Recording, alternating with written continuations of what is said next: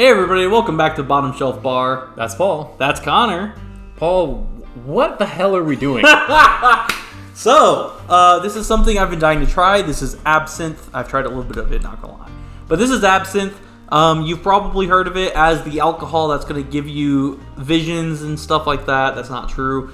It was banned in a lot of countries because one of the main components, wormwood, is thought to have psychotropic effects. But basically every study's found that that's not true. So it's basically legal across the globe now. This was the first legal brand of it in the US.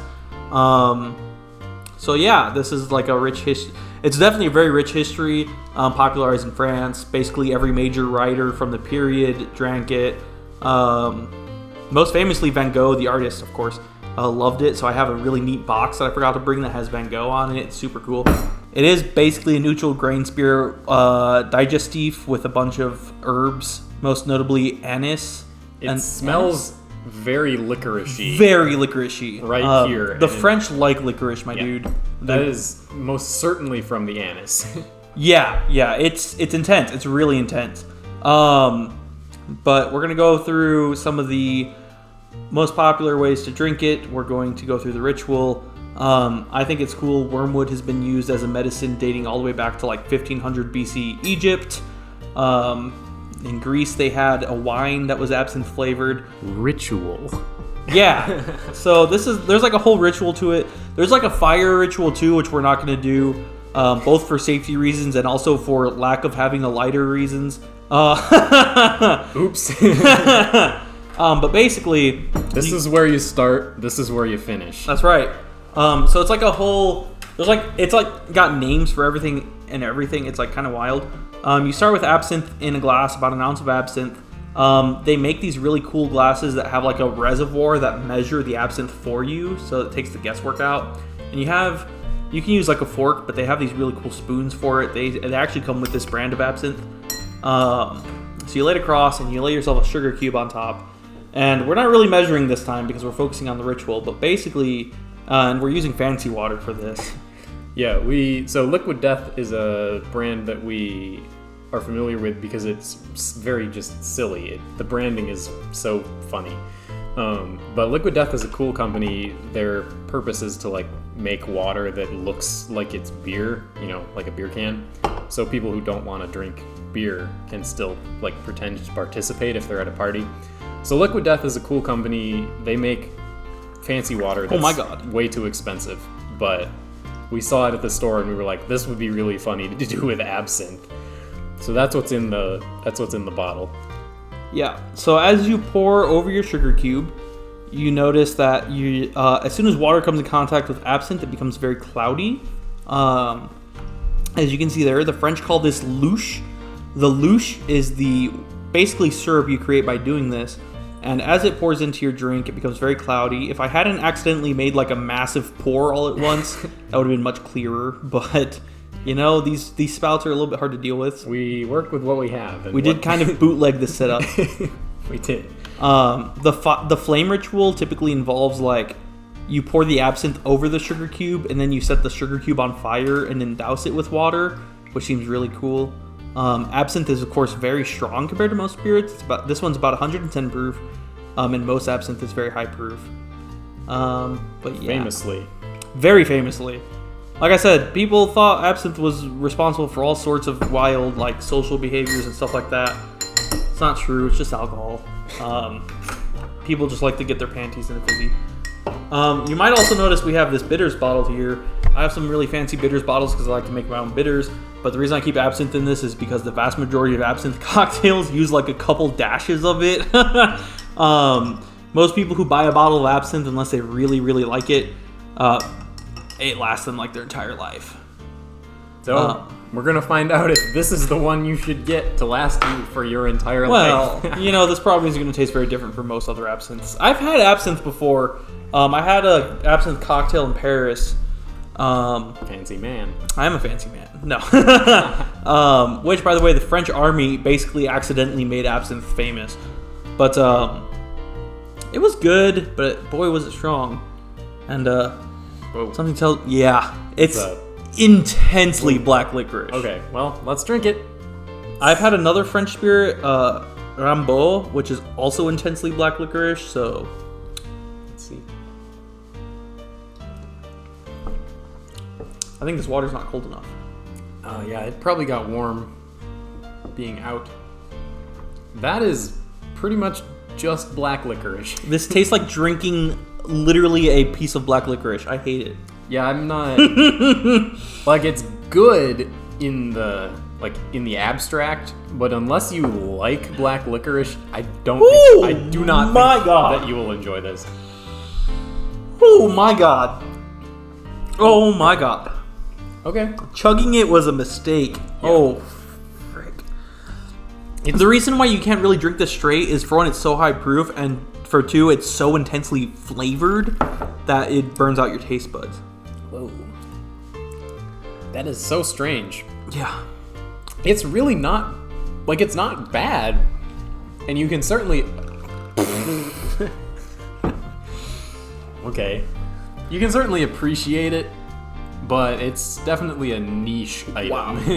Yeah, well, see, in France, because French soldiers basically brought back their taste for it, because this was used as a malaria preventative for reasons by the French army. Who knows why? Wars used to be a strange time.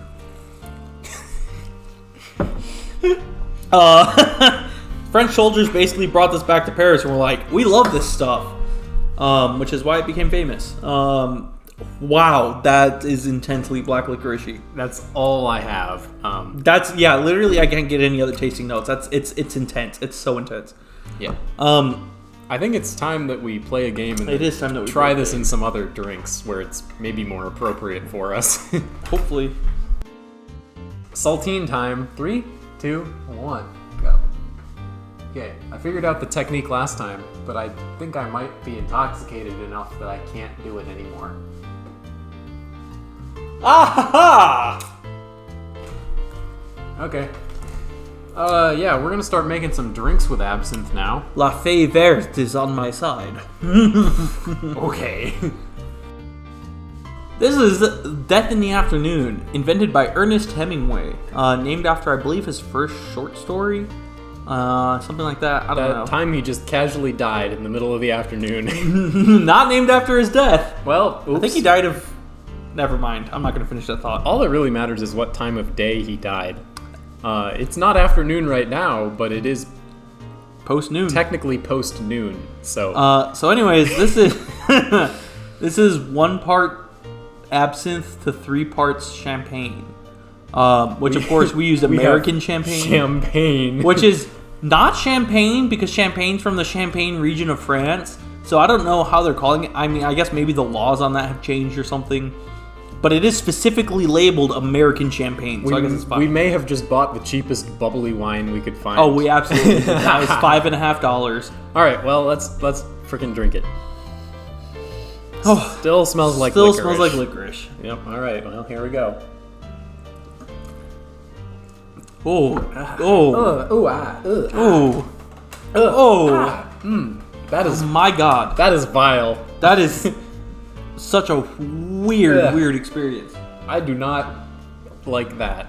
It's like the worst champagne you could imagine, which I suspect... Literally it is. I think you could maybe explain how that happened, and then it's black licorice, and there's nothing else going on. Oh my god, it's like being a kid and eating, like drinking too much of that kitty cocktail, like Welch's Sparkling Grape at New Year's Eve, and snacking on black licorice and throwing up. Ernest Hemingway, man, what the hell were you thinking? This would kill you in the afternoon. Apparently this is a pretty famous brunch cocktail. So next time you're feeling really spicy, instead of having a mimosa, just get this. I don't know why you would. This is awful. And honestly, I don't know if better champagne would help. I don't know if this is controversial. This might be the worst drink I've had on the show. That's a scalding hot take. That is a scalding hot take. We've had some bad drinks. I think you're forgetting some things that have happened in the past. I'm sure you're correct. But yeah, that was oof. That was bad. I'm gonna finish this because I have so little left that I feel like I have to. I don't want to, but I'm going to. Yeah, I was gonna talk a lot about how Ernest Hemingway and like Edgar Allan Poe, like they all like loved this stuff. They all drank it. Lord Byron, James Joyce. I don't know what the hell they were thinking. Well, I mean, I don't know what the hell they were thinking when I read their literature, anyways. So maybe it's just a state of mind. That's a joke. I was pretty good at English class. Take the fight to James Joyce, one of the best poets ever known. But yeah, we're gonna do some saltines instead. That's definitely Eurocentric. Anyways, yeah, that was rough. Salt time. 3, 2, 1, go. Oh, beans. I'm too. The green fairies gotcha? I lost my touch. The green fairy took it.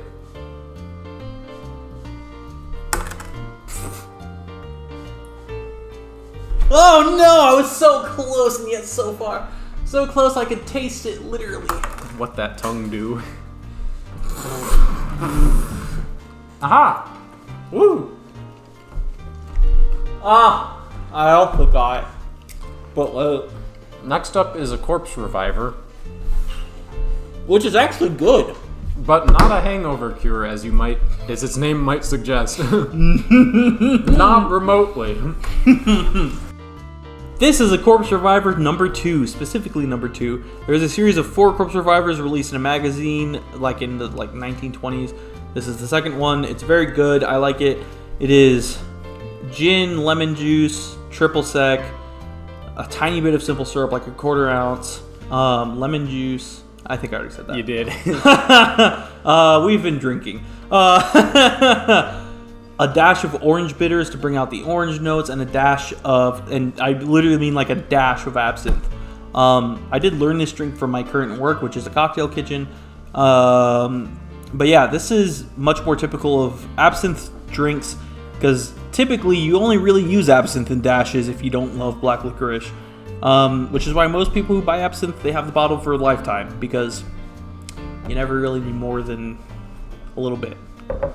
So yeah, I love this cocktail. Bottoms up. We'll see if I like it too. Here we go. We'll use Beefeater, which is a good London dry. I smell it. Oh, it smells so spicy. Whoa. Whoa. That is delicious. It's really good. The Corpse Reviver number 2, I can't recommend it enough. It is a phenomenal cocktail. Very complex. Citrusy, but not overpoweringly so. Botanical, but not overpowering. You know what? Overpowering? You know the word I'm trying to say. The licorice is much more of an accent than it is dominant, which is good. By itself, it was horrible. That's right. In here, it plays so good. well. It's so good. I literally, the reason I bought this absinthe is I tried this drink at work and I was immediately in love. So I went and bought a bottle of absinthe for this cocktail alone. And I've tried other cocktails just to see what they're like the Necromancer and stuff. This is where it's at. This is phenomenal. It's so good. It's conspicuous how many absinthe cocktails have to do with death. Yeah. Enjoy responsibly. Absinthe has a rich history of being demonized. This is such a good cocktail. I can't recommend this enough. If you take any cocktail from the show, please let it be this one. I know absinthe is kind of expensive, so maybe find a cocktail kitchen where you can try it, but this is so good. Well, we're blown away. Now it's time for saltines. That's right. All right. 3, 2, 1, I'll go. Oh. Ah! You threw me off my game. Uh-oh. I'm going... Oh, no. Going rogue. Going my non-dominant way. Oh, no. On my face. I'm not going to reach down there.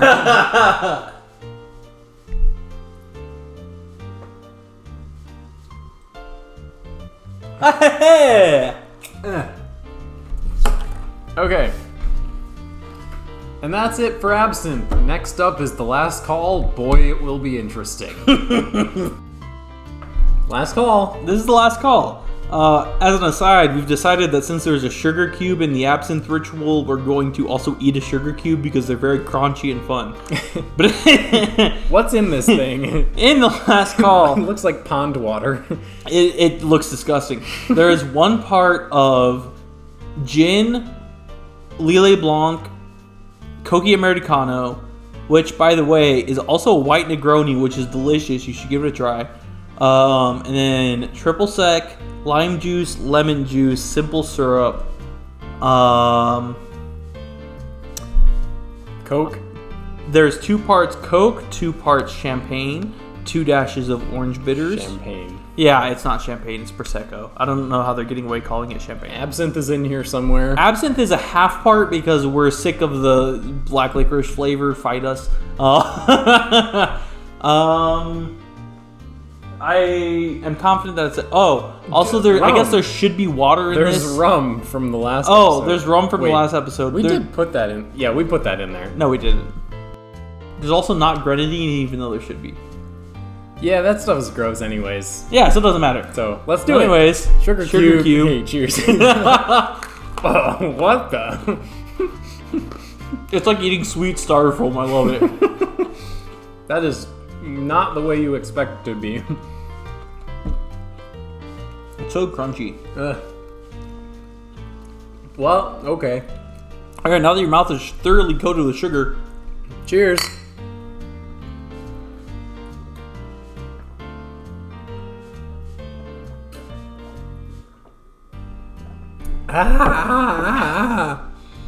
Whoa. That is weird. Oh, what the? That evolves in not the right way. Nope. It evolves in weird ways. Oh boy, that's bizarre. That was weird. That was what the last call was made to be, though. It was just the weirdest thing we could do. It's true. Probably not the weirdest last call we've done, if I'm being honest. A lot of citrus. Lot of black licorice. A lot of black licorice. A lot of black licorice. A little bit of caramel. Little tiny taste. Yeah, overall, I'm gonna say for Absente, Absinthe, we're not gonna score this thing, but if you're looking for Absinthe, this is one of the cheapest options. It's true, and it comes with a spoon. And it works, I guess. If that's what you want, it does it. Here's the thing, I bought this basically to use as bitters. I'm not upset with it from that standpoint. I would never use this for anything else. It's just too intensely flavored for me. I've had Ricard, which is the French anise liquor, and that's too much for me too. I just don't like anise this much. But yeah. If you're that weird person that does like anise, you're gonna love this. This is for you. But for most of us, this is fucking weird. We're gonna wash it down with a saltine, and then I think we've covered our bases pretty much. That's right. Oh my god. 3, 2, 1, go. I'm not gonna lie, I'm struggling.